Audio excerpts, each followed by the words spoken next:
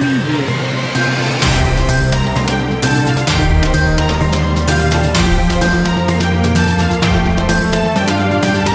et messieurs, bonsoir. Merci de nous avoir choisis pour s'informer. C'est l'heure du journal. Tout de suite les titres.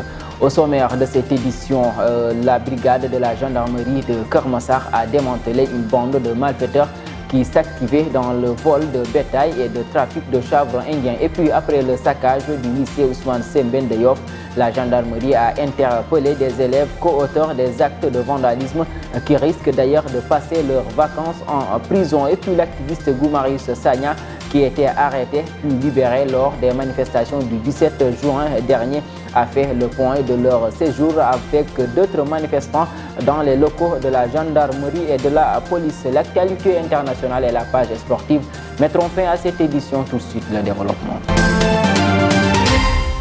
Pour démarrer, la brigade de la gendarmerie de Keur Massar a démantelé une bande de malfaiteurs qui s'activaient dans le vol de bétail et le trafic de chanvre indien à Darou Salam lors d'une opération exécutée le 23 juin dernier. Selon un communiqué, la brigade territoriale a exploité un renseignement faisant état de la présence d'individus suspects dans le quartier. Cette opération a permis d'arrêter 13 malfaiteurs, parmi lesquels un récidiviste connu des services judiciaires.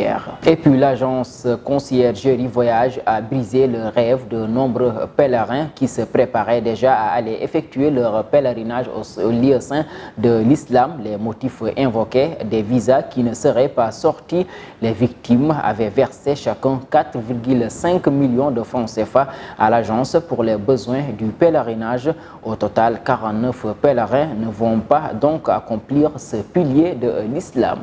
Comme annoncé dans les titres, après le saccage du lycée Ousmane Sembène de Yoff pour célébrer le début des grandes vacances scolaires, une enquête a été ouverte. La gendarmerie a ainsi interpellé des élèves co-auteurs des actes de vandalisme. Le ministère de l'Éducation nationale promet ainsi des sanctions disciplinaires en dehors de celles judiciaires. Les élèves risquent ainsi de passer les vacances en prison. Toujours dans cette affaire, les citoyens sénégalais rencontrés par notre reporter ont dénoncé ces actes.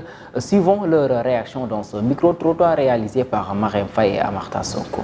Je pense que c'est toutes les trois choses que vous venez de citer. Parce que l'année dernière, je pense qu'on a eu la même chose dans un lycée ici à Dakar. Les élèves ont terminé leur cours, ils étaient partis en vacances, ils ont déchiré les feuilles et ils ont jeté partout comme ça.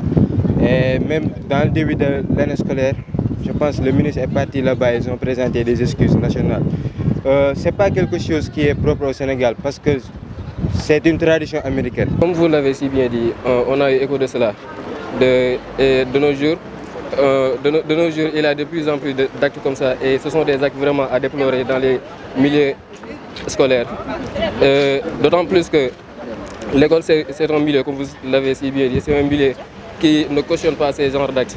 Donc ces genres d'actes d'indiscipline et autres, ce sont des actes qui ne sont pas qui sont à parfaire. La jeunesse doit donner un bon exemple parce qu'elle apprend à devenir quelqu'un. C'est pas beau avoir certains actes d'indiscipline dans les écoles, il faut les éviter. Et puis l'activiste Guimarius Sagna, arrêté puis libéré en même temps que d'autres manifestants le 17 juin, a fait le point de leur séjour dans les locaux de la police et de la gendarmerie. Face à la presse ce dimanche, il a dénoncé des cas de torture et de violation grave des droits de l'homme. Je vous propose de l'écouter. Yewwi Askan Wi Ziguinchor a tenu à faire cette conférence de presse pour dénoncer les graves violations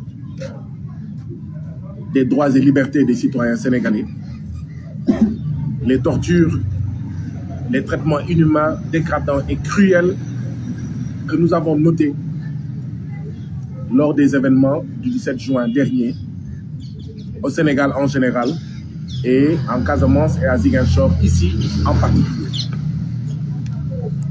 Nous voulons dire fortement que la Casamance ne doit pas être une zone de non-droit, où certains gendarmes peuvent se permettre d'attraper des citoyens dans le cadre de manifestations, de les torturer, de leur casser le crâne, de les insulter, de les piétiner et les laisser sans soin pendant 5 jours, de les menacer d'aggraver leur sexe. La Casamance ne peut pas être une zone de non-droit où, quand certains se voient délivrer un mandat de dépôt, sont fouillés, sont dénudés, enlevés de tous leurs vêtements avant d'entrer dans la prison de Ziguinchor. 34 parmi les 36 qui ont été arrêtés les 17 et 18 juin dernier, avant d'entrer dans la prison de Ziguinchor, ont été totalement dénudés. Et pire, on leur a demandé de faire des pompes tout nus, et certains en ont fait jusqu'à être exténués, jusqu'à tomber parce que n'arrivant plus à rester debout. Et puis, après plusieurs médiations et discussions, l'organisation sous-régionale CEDEAO a acté le nouvel agenda de la transition malienne et lève du coup son embargo sur le Mali, ce qui rouvre Bamako sur l'espace sous-régional, notamment avec le Sénégal. Ousmane Niang.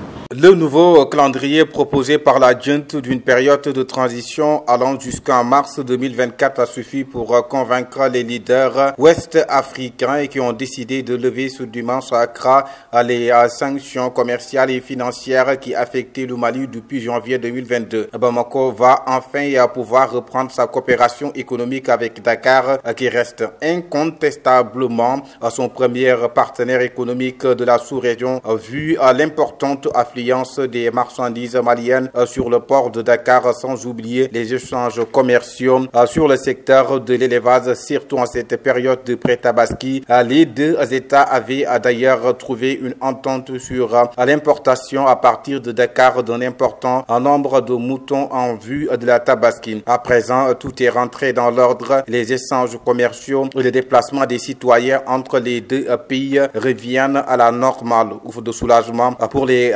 camionneurs qui mouraient d'impatience aux frontières sénégalo-maliennes. Le deuxième forum africain du monde a eu lieu ce samedi au Club des investisseurs pour aborder la question de l'emploi et de l'entrepreneuriat au Sénégal. Suivant le docteur Mabouba Badiane, ses propos sont recueillis par Ousmane Niang et Matar Diarra. Un forum où on parlait de l'innovation pour booster la création de l'emploi. Et à travers nos exposés, nous allons démontrer non seulement économiquement que c'est possible, que mathématiquement c'est possible. Et lançons-nous le défi de créer des centaines de milliers d'emplois, que cette conférence ne soit pas seulement du blablabla, mais aussi à travers cette conférence, que l'on définisse une feuille de route pour exécuter ces emplois-là. Vous savez, aujourd'hui, c'est très dommage, hein, et ce n'est pas seulement le Sénégal. J'ai tendance que c'est ce qu'on appelle les Generation Y. Les gens, ils croient que la réussite, c'est de l'expresso. Vous appuyez sur un bouton, 2-3 jours, après, ou par un phénomène de miracle, la réussite vient. C'est pas ça. Bill Gates, ils ont commencé dans un garage pendant très longtemps avant de réussir. Steve Jobs de Apple, il a tellement échoué avant de réussir.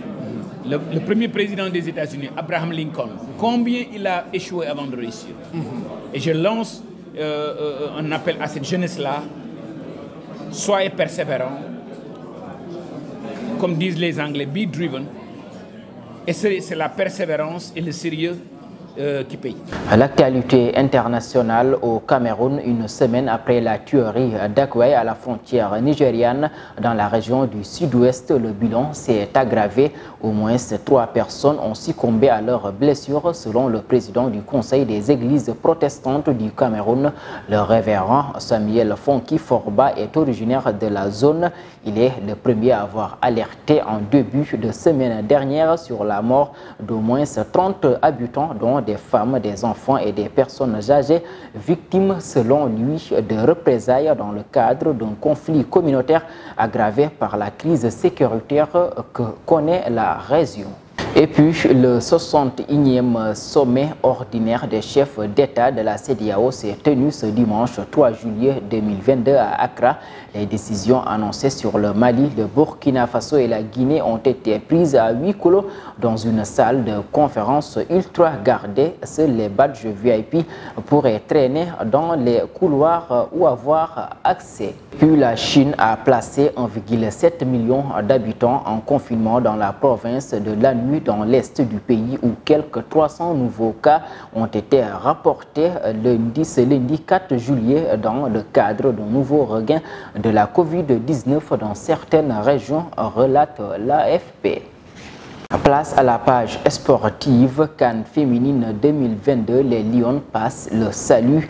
L'équipe nationale féminine s'est imposée grâce à des réalisations de ses deux buteuses providentielles, à savoir Ndeye Awa Diakhaté et Nguenar Ndiaye. La Tunisie, quant à elle, corrige le Togo 4-1 et le Cameroun bute sur la Zambie 0 but partout. Football toujours, la prochaine Coupe d'Afrique des Nations se jouera en janvier 2024. L'annonce a été faite ce dimanche par le président Patrice Motsepe. C'est une décision prise à la suite de la réunion du comité exécutif de la CAF à Rabat. Pour les raisons du report, la saison des pluies dans la période de juin-juillet en Côte d'Ivoire est invoquée. Du mercato pour terminer, Gabriel Jesus, l'international brésilien, s'est officiellement engagé avec les Gunners d'Arsenal aujourd'hui, alors que le club Citizen officialise la signature de Calvin Phillips contre un montant avoisinant les 50 millions de livres. Mesdames et messieurs, c'est la fin de cette édition. Merci de l'avoir suivi. Rendez-vous demain à la même heure. Merci.